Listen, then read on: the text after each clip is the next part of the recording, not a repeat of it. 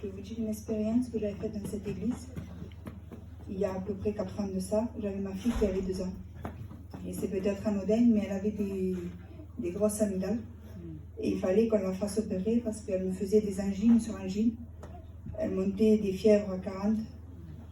J'étais obligée de la coucher avec des biberons d'eau. Et comme c'était un bébé, elle prenait la sucette et j'étais obligée de la cacher. Parce qu'elle faisait de l'apnée.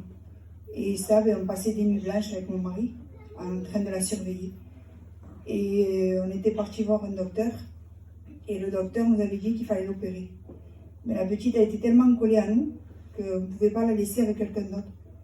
Et ça, j'avais peur. Je disais, j'ai pas envie de laisser ma petite avec des inconnus.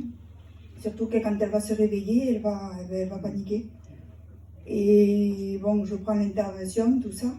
Mais j'étais pas tranquille. Je dis, tiens, j'ai pas envie de faire opérer la petite, je suis pas tranquille. Et il y avait une mission ici de 3 jours. J'avais dit, ce soir, je demanderai au pasteur de prier pour elle. Et la réunion s'est terminée, j'avais oublié. J'ai dit, c'est pas grave, j'ai dit, demain, je demanderai et je dirai qu'il prie pour elle parce que j'ai pas envie de la faire opérer. Bon, tout samedi, je m'étais mis à part, en train de prier, et dans ma prière, je disais, Seigneur, je veux pas que ma petite se fasse opérer. Je sais que tu peux faire quelque chose, je vais pas te demander de faire tomber les amygdales, parce que j'ai pas une foi assez grande pour ça. J'ai dit, mais Seigneur, je voudrais que tu puisses, Seigneur, je ne sais pas, écarter les amygdales. Et elle avait 2 ans et demi et je lui donnais tout ce qui était mixé en fait. Je ne pouvais pas donner de la nourriture solide. Le samedi, ils font les appels pour les malades. Et je me lève et je dis, et pendant que je me levais, j'étais assise au milieu. J'avais dit, Seigneur, ma petite, elle ne comprend rien, mais je veux mettre ma foi en action. Amen. Je sais que je vais me lever et que tu vas faire quelque chose instantanément. Donc je me lève, je prends ma petite, il prie pour elle. Et ensuite, quand je m'assois, instinctivement, je ne sais pas pourquoi, je couche ma petite sur moi et je dis, maman, ouvre la bouche. Je vous promets. Les amygdales étaient déjà décollées. Et le soir même, j'ai dit, tiens, j'ai dit, regarde.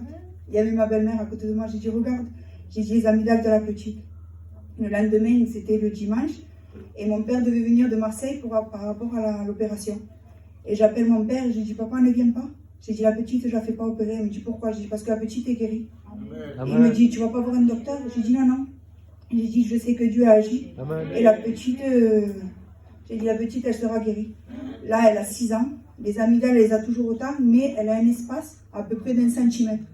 Elle ne fait plus d'apnée. La petite, elle mange tout ce qu'elle veut. Et voilà. Donc, si vous avez quelque chose à demander à Dieu, parce que moi, je disais, Seigneur, que cette guérison serve de témoignage. Amen. Et c'est ça que je veux te demander.